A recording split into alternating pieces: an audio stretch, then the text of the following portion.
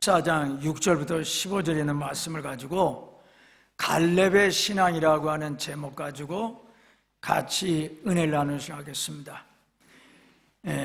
갈렙의 신앙에 대해서 세 가지가 나오는데요. 첫째가 성실입니다.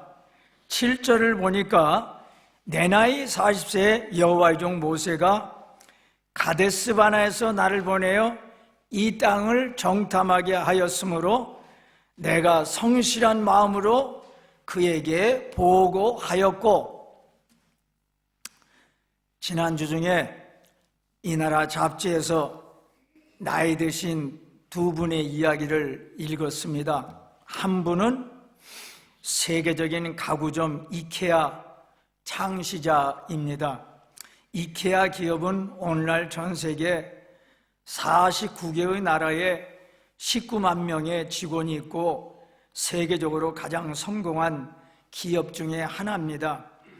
이 회사 창시자는 잉그바 캄프라드인데 지난달 1월 말일에 91세 나이로 자기 고향에서 세상을 떠났습니다.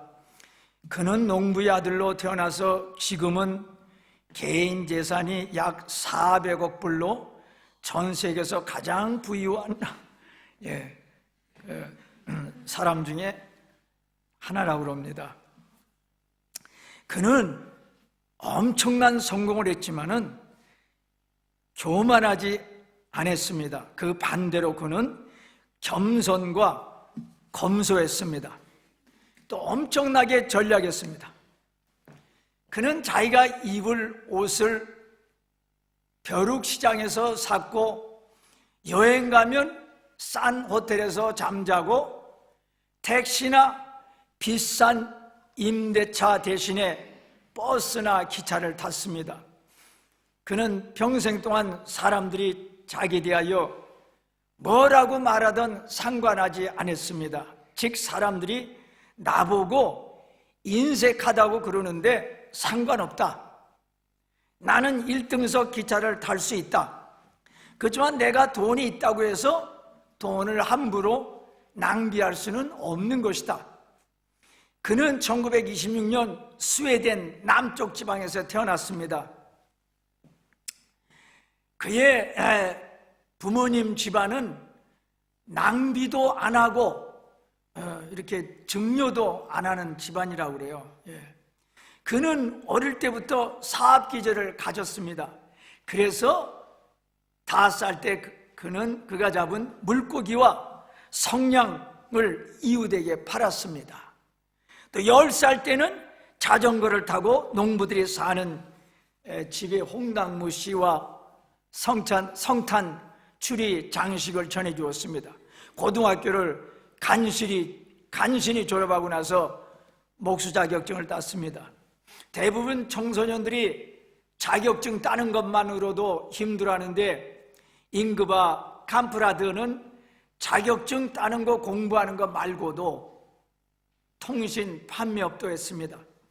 그는 청소년 시절에 자기 아버지에게 한 3,000유로 내지 4,000유로를 빌려가지고 그것 가지고 연필, 돈지갑, 사진액자, 나이롱 양말과 기타 잡동사니를 사가지고 그의 고객들에게 갖다 주었습니다. 그때가 그가 17살입니다. 그의 사업은 계속 확장됐는데 이케아라고 하는 이름은 자기 이름과 고향과 이웃마을 이름을 따서 지은 것입니다. 1951년 그가 25살 때 이케아 카탈로그가 처음으로 생겼습니다. 그는 가격이 저렴한 가구에 집중을 했습니다. 그는 손님이 직접 조립해가지고 만드는 저렴한 가구를 만들어냈는데 이 전략이 크게 성공했습니다. 특별히 서민층과 많은 젊은이들이 손님이 되었습니다. 1958년 그가 32살 때 스웨덴 남쪽 지방의 스칸디나비아 반도에서 제일 큰 가구점을 내었습니다. 오늘날은 가구 분야에서 1등가는 세계적인 상표가 되었습니다. 2017년 회사 매상이 360억 불 360억 유로라고 합니다. 그의 개인 생활은 이런 철학을 가지고 삽니다. 오직 잠만 자는 사람은 실수할 일도 없다. 그가 젊은 시절에 술과 세금 문제로 실수한 적도 있고 나라도 잠깐 떠난 적도 있지만은 성실과 근면으로 자수성가한 이케아 창시자를 스웨덴 국민은 존경하고 있습니다. 또 한 사람은 세계에서 제일 나이가 많은 여승무원입니다. 지금 미국 비행기 안에서 여승무원으로 근무하는 베테 나시라고 하는 사람인데, 워싱턴에서 보스턴을 왕래하는 비행기 승무원으로서 매일 비행기 아래서 손님들에게 안전벨트를 착용하세요. 우리 비행기는 곧 착륙합니다. 방송하고 또 음식을 손님들에게 갖다 주는 일을 하는데 나이가 82세입니다. 손님들과 직원들에게도 존경을 받습니다. 61년간 여승무원으로 일하고 있습니다.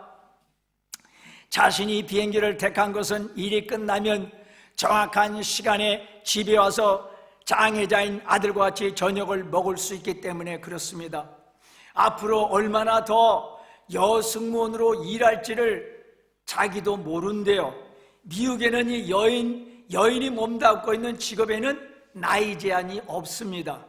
이 승무원은 다른 승무원처럼 매년마다 유용성 테스트를 보고 합격해야만 됩니다. 승무원에게 있어서 제일 어려운 임무는 의자에 앉아있는 손님이 갑자기 기절했을 때 그 좌석에서 꺼내어 통로 중앙에 눕히고 돌보는 일인데, 이 승무원은 지금까지 그 일을 잘 감당하고 있다는 것입니다. 내가 말한 이 두 사람 중에 한 사람은 재벌 총수고 또 한 사람은 일반 여승무원입니다. 이 두 분 다 일생 동안 성실히 산 사람입니다. 또 한 분을 소개하겠습니다. 본문에 나오는 갈렙입니다. 모세가 이스라엘 나라 12지파에서 12명의 사람을 택해서 가나안 땅을 40일간 정탐하고 돌아오라는 명령을 내렸습니다. 이 12 정탐꾼 중에 갈렙이 들어있습니다. 그때 나이가 40세였습니다. 정탐꾼은 간첩과 같아가지고 남의 나라에 들어가서 활동하다 잡히면 죽습니다. 그래도 갈렙은 하나님의 명령이라 목숨 걸고 가나안 땅에 들어가서 임무를 잘 수행하고 다시 이스라엘 백성이 있는 광야로 돌아왔습니다. 또한 오늘 본문에 나온 갈렙은 가나안 땅에 살고 있는데 나이가 85세입니다. 85세면은 조용히 남은 여생을 쉬고 싶은 나이입니다. 그런데 갈렙은 여호수아 지도자에게 말하기를, 나는 예전 가나안 땅을 정탐한 40대 시절이나 지금 85세지만은 옛날이나 지금이나 똑같은 의지와 힘을 가지고 있어서 장대한 원주민은 안악자손이 살고 있는 저 험한 헤브론 성을 정복하는 전투에 앞장서겠습니다. 그랬더니 여호와가 허락을 해가지고 갈렙은 그 나이에 헤브론 성을 정복했습니다. 여러분, 갈렙은 나이가 85세지만은 그의 생활 철학은 어떻습니까? 밥을 그냥 안 먹겠다는 것입니다. 양손과 양팔을 사용하여 일하겠다고 하는 것입니다. 하나님이 부르실 때까지 일하시겠다고 하는 것입니다. 무의도식이라고 하는 말이 있죠. 하는 일이 없고 먹고 놀기만 하는 것, 그와 같은 말이 유수도식이라고 하는 말과 똑같습니다. 예수님께서 말씀하시기를, 내 아버지께서 이제까지 일하시니 나도 일한다. 독일 말로 ohne Fleiß kein Preis, 이런 말이 있습니다. 노력 없이는 대가도 없다. 그러므로 우리는 성실하게 살아야 되겠습니다. 두 번째로 충성입니다. 8절을 보니까 나와 함께 올라갔던 내 형제들은 백성의 간담을 높게 하였으나 나는 내 하나님 여호와께 충성하였으므로, 갈렙의 인생과는 하나님께 충성했습니다. 가나안 땅을 정탐한 12명 중 10명은 하나님께 충성을 안 했습니다. 충성이라고 하는 것은 주인의 뜻을 잘 알고 그 뜻을 100% 시행하는 것입니다. 비록 내 마음에 안 들어도 주인의 명령에 순종하는 것입니다. 주인을 변함없이 섬기는 것입니다. 그런데 10명 정탐꾼은 처음에는 하나님의 명령대로 가나안 땅을 들어가려고 했지만 가나안 땅에 들어가서 40일 동안 자세히 관찰해 보니 그곳 원주민은 키가 장대하고 현대식 무기를 가지고 있고 그들이 사는 성도 단단하고 커서 도저히 자기들의 힘으로는 정복할 수 없고 오히려 가나안 땅에 들어갔다가는 자기들이 노예로 잡힐 것 같은 생각이 들어서 다시 광야로 나와서 백성들에게 말하기를 가나안 땅을 들어가지 말자고 백성을 설득을 했습니다. 들어가면 이스라엘 백성이 패망한다고 말을 했습니다. 그들은 하나님이 자기들을 죽이려고 한다고 이렇게 오해했고 하나님을 멸시했고 하나님 명령을 거역을 해가지고 백성들을 선동해서 다시 애굽으로 돌아가려고 했습니다. 백성들은 이미 10명 정탐꾼의 영향을 받아서 하나님과 모세를 원망하고 하나님 뜻을 거역해서 가나안 땅 들어가는 것을 포기했습니다. 이런 와중에서 두 정탐꾼인 여호수아와 갈렙은 끝까지 하나님께 충성을 했습니다. 이미 흥분되어 있는 백성에게 하나님의 뜻을 따르자, 가나안 땅에 들어가자, 원주민을 무수하지 말라, 그 땅은 적과 꿀이 흐르는 땅이다 라고 설득했지만 백성들은 여호수아와 갈렙을 돌로 쳐서 죽이려고 했습니다. 이런 위급한 상황에서도 갈렙은 끝까지 하나님을 섬기며 하나님 뜻을 따라서 가나안 땅에 들어가려고 했고 결국 여호수아와 갈렙은 가나안 땅에 들어갔습니다. 또 그가 가나안 땅에 들어온 지 40년이 넘었지만 그래서 나이가 85세가 됐지만은 가나안 땅은 각종 우상을 섬기는 지역이었습니다. 이런 지역에서 수십 년 동안 살았으면 여호와의 신앙이 약해질 수도 있습니다. 그러나 오늘 본문에서 85세 된 갈렙이 여호수아에게 말한 것을 보면은 또 여호수아가 감탄해서 갈렙에게 말한 것을 보면은 하나님께 충성이었습니다. 85세 된 갈렙은 지금도 하나님께 충성함으로 하나님의 뜻인 헤브론 성을 정복하겠다고 하는 것입니다. 우리 삶의 목적이 하나님께 충성하는 것입니다. 즉 하나님을 섬기고 또 하나님의 뜻을 알아서 하나님의 뜻을 실천하는 것입니다. 어떠한 상황에서도 하나님을 배반하지 않고 하나님만을 따르는 것을 의미합니다. 요한계시록 2장 10절에 보니까 너는 장차 고난을 두려워하지 말라. 벌지어다 마귀가 장차 너희 가운데서 몇 사람을 옥에 던져 시험을 받게 하리니 너희가 10일 동안 환난을 받으리라. 내가 죽도록 충성하라. 그리하면 내가 생명의 면류관을 내게 주리라. 이 뜻이 뭡니까? 2000년 전에 소아시아, 지금 터키죠? 소아시아 지역에 있었던 서머나 교회는 로마 제국 황제 숭배를 강요하는 로마의 세력과 또 율법을 주장하는 유대인 이 두 세력으로부터 엄청난 박해를 받았습니다. 기독교인들은 고문과 처형을 당했습니다. 경제적으로 모든 재산이 몰수되고 추방되는 고통을 겪었습니다. 사회적으로는 그들의 사회적 지위를 박탈당하고 일가 친척까지도 많은 고생을 했습니다. 폴리갑이라는 감독은 2세기 초 중엽에 서머나 교회의 감독이었습니다. 그는 86세까지 하나님 교회를 위해서 봉사했습니다.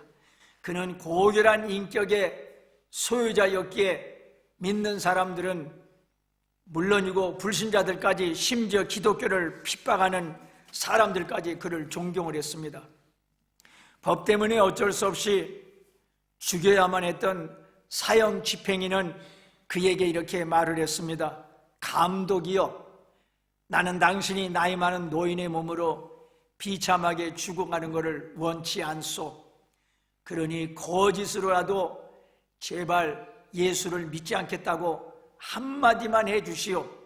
그러면 당신을 놓아줄 테니 다른 지방에 가서 예수를 믿든지 전도를 하든지 마음대로 하시오. 그때 폴리갑은 대답을 했습니다. 84년 동안 나는 그분을 섬겼습니다. 그분은 내게 아무런 잘못도 없고 거짓말을 하신 적도 없습니다. 그런데 내가 어떻게 그분 나의 왕을 못 오갈 수 있겠습니까? 그는 한마디의 거짓말도 할 수 없다고 단호히 거부했습니다. 그리고 세계와 교회를 위하여 2시간 동안 큰 소리로 기도한 후에 화형을 당했습니다. 얼마나 거룩하고 담대한 죽음입니까? 당시 온 교회가 그의 순교를 애도했으면 물론 지금도 유럽에서는 폴리갑스의 순교를 기념하는 행사를 거행하고 있습니다. 서머나 교회는 바로 이렇게 예수의 이름을 지키기 위해서, 신앙을 지키기 위해서 자기 목숨까지 내놓은 교회였습니다. 100년, 200년이 계속되는 환난 가운데서도 이 믿음 지키기를 포기하지 않았습니다. 오늘 우리들이 이렇게 자유스럽게 예배드릴 수 있는 것도 바로 이러한 예수님께 충성한 신앙의 위대한 선조들 때문입니다. 우리들은 원래 죄값으로 지옥 갈 수밖에 없었지만 십자가 지시고 부활하신 예수님을 우리의 구세주로 받아들여서 죄 용서함 받고 구원받고 영생 얻고 하나님의 자녀가 되었습니다. 우리는 예수님 우리들에게 베푸신 구원의 은혜를 잊지 맙시다. 평생 예수님을 따릅시다. 예수님을 우리의 구세주로 섬깁시다. 예수님 말씀에 순종합시다. 여러분이 성공해도 출세해도 예수님에게 충성하시기를 바랍니다. 세상에 화려한 것들이 유혹을 해도 거기에 넘어가지 말고 예수님에게 충성하시기 바랍니다. 때로는 어려움을 당해도 끝까지 예수님에게 충성을 하시기를 바랍니다. 세 번째로는 믿음입니다. 본문인 여호수아서 14장 12절을 보면은 그날에 여호와께서 말씀하신 이 산지를 지금 내게 주셔서 당신도 그날에 들으셨거니와 그 끄데는 아낙 사람이 있고 그 성읍들은 크고 견고할지라도 여호와께서 나와 함께 하시면 내가 여호와께서 말씀하신 대로 그들을 쫓아내리이다. 갈렙이 여호수아에게 말한 이 뜻이 뭐냐고 하면은 이 헤브론 산지에는 크고 장대하게 생긴 거인들이 살고 있고 또 그들의 성읍들은 크고 견고하지만 하나님께서 나와 함께 계시고 나를 도와주시니 이 성을 정복할 수가 있습니다. 이런 뜻입니다. 즉 내 힘으로는 헤브론 성을 정복할 수 없지만은 나는 하나님을 믿고 하나님이 도와주시니 이 성을 정복할 수 있다고 하는 것입니다. 갈렙은 나이가 85세인데도 강한 믿음을 가지고 있었습니다. 그가 나이 40세 때에도 또 지금 85세인데도 똑같이 강한 믿음을 소유하고 있었습니다. 이 믿음 때문에 헤브론 성을 정복을 했습니다. 요새 말로 말하면 이런 뜻입니다. 태산 같은 문제도 하나님이 도와주시면 해결할 수 있다. 하나님이 도와주시면 이 큰 장애물도 넘어갈 수 있다. 이런 믿음을 가지시기를 바랍니다. 환경을 바라보고 겁내지 말고 우리 환경보다 더 크고 능력이 많으신 하나님을 바라보고 항상 하나님을 바라보고 하나님에 대한 믿음으로 살아야 되겠습니다. 많은 사람들이 환경을 바라보고 약한 자세로 살아갑니다. 니트족을 아시죠? 한국에서 니트족 문제가 심각하는데 니트족은 영어로 not과 그 다음에 education, 그 다음에 employment, 그 다음에 training, 이 네 자의 앞글자를 모아서 만든 새로운 단어입니다. 신조어입니다. 즉 일하지 않고 일할 의지도 없이 구직 활동을 포기한 청년 무직자를 뜻합니다. 최근 한국노동사회연구소가 발표한 자료에 의하면 우리나라 청년 니트족은 약 180만 명으로 전체 청년 950만 명 중에서 약 19%나 된다고 합니다. 청년 인구의 약 5분의 1이 니트족이라는 현실은 사회적으로 많은 고민을 안겨주고 있습니다. 현실적 고민은 첫째, 니트족의 특성상 부모 세대와 갈등을 일으킬 여지가 있습니다. 한국 부모님은 자식 사랑이 각별합니다. 본인은 못 먹지만 자식에게는 좋은 거를 주고, 그러다 보니까 자녀가 취업을 포기하고 일을 포기하는 니트족이 되어도 실은 내색 없이 묵묵히 자녀들에게 생활비를 주곤 합니다. 문제는 부모가 노동력을 상실하게 되면 결국 노후자금을 쓰게 되고, 그 노후자금마저 떨어지면 가족 모두 빈곤층으로 전락할 가능성이 커지게 되는 것입니다. 결국 자식 세대와 부모 세대의 갈등을 초래합니다. 또 한 가지는 사회적 비용이 증가합니다.